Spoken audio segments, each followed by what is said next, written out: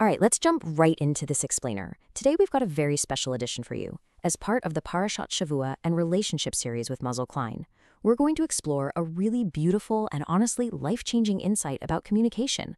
You know, how we actually connect with the people we care about most. We're unpacking that super delicate balance of sharing our absolute truth without, well, accidentally fracturing our relationships in the process.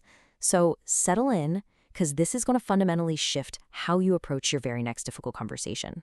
So have you ever caught yourself asking, if I say what I'm really feeling right now, are they just going to shut down? Or maybe, if I tell him this thing that's really bugging me, will he just completely withdraw? Look, this is a massively common question for anyone who's dating or trying to build a lasting relationship.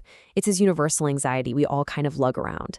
The terrifying thought that bringing our authentic selves to the table is somehow going to end up hurting our partner or pushing them away. We want to be honest, for sure, but we're literally paralyzed by the fear of causing damage. It's a really heavy burden to carry, isn't it? Okay, so the crucial point here is how we actually define honesty.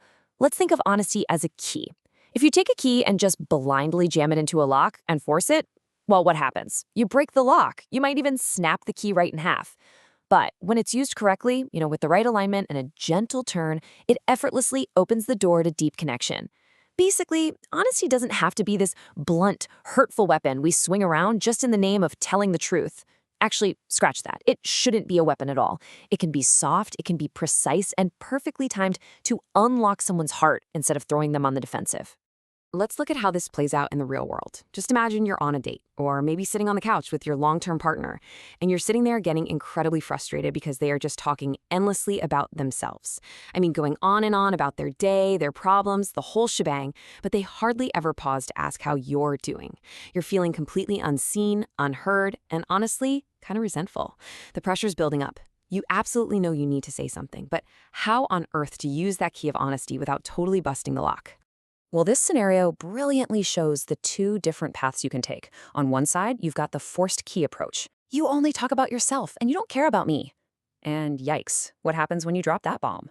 It's an angry attack, right? It creates instant distance, and their defensive shields go right up. But listen to the alternative. I really enjoy hearing you and getting to know you, but I also have a desire for you to know me more, too.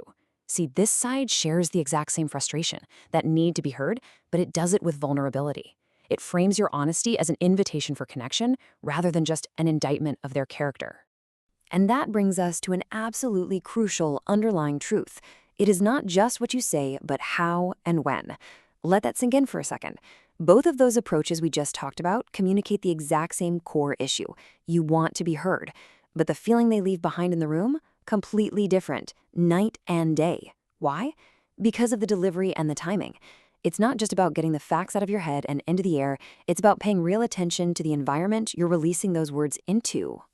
So, to avoid that hurtful bluntness, I want you to keep 3 simple pre-conversation checkpoints in your back pocket. Always run through these before you speak. Step 1. Is it the right time for this conversation? Like, are they exhausted from work? Are we standing in the middle of a grocery store? Step 2. What is my intention? Am I speaking right now just to punish them because I'm mad, or do I genuinely want to improve our connection? And step 3, how can I phrase this to create closeness? Notice that subtle language shift there? We aren't asking how to prove a rate, we're asking how to build a bridge. Running through these checks ensures your words bridge a gap instead of building a giant brick wall. Which leads us to this really beautiful realization. Honesty is a gateway to deep, true connection.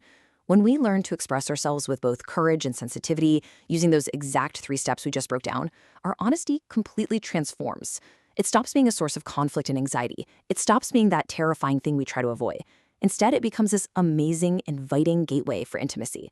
We're finally showing our partners exactly who we are and giving them a safe, clear path to meet us right there. This is exactly the kind of transformative work that genuinely changes lives.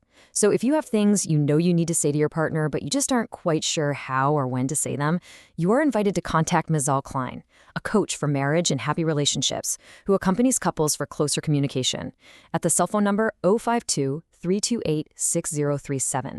Because words truly do build relationships when they're used right. So I'll leave you with this to chew on today. What is one honest thing you've been holding back, and how can you rephrase it today to invite connection rather than conflict?